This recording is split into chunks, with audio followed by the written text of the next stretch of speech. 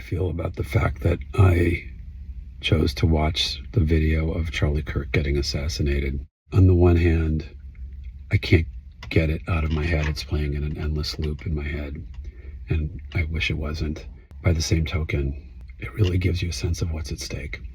When a terrible event like this takes place, every one of us has an opportunity to be part of the problem or part of the solution.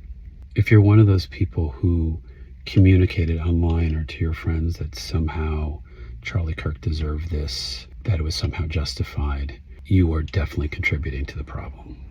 Alternatively, if you are one of those people who took this opportunity to lump the killer in with millions of Americans from the left, that's also totally contributing to the problem. But even if you're not at one of those extremes, your response to a situation like this matters. And you can inadvertently become part of the problem by spreading fear.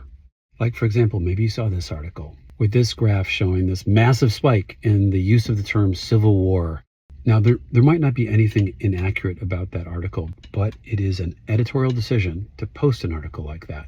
So this was in the New York Times, but there's nothing unique about the New York Times in terms of posting incredibly bad news. This is the thing about news. You are looking through a microscope of what America really looks like you're getting a teeny tiny sliver. And to use social media as some kind of a proxy of what the mood of the country is and where people are at is crazy. It is a tiny self-selecting group that actually posts on social media. So this is talking about 200,000 mentions of the word civil war on X.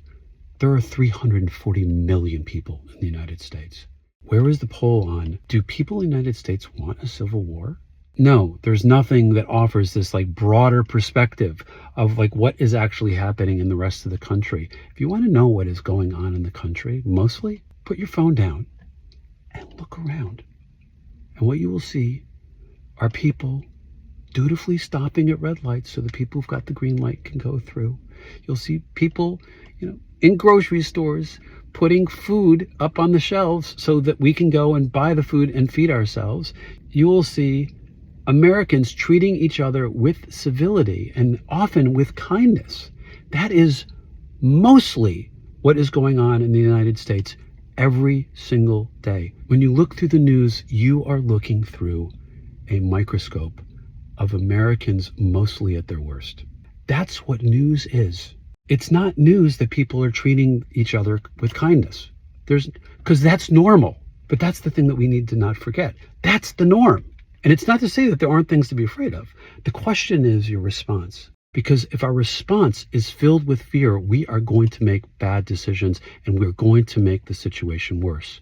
If we respond with perspective and see the bigger picture in which this terrible event is taking place, we have a chance of having a response where we can be part of the solution.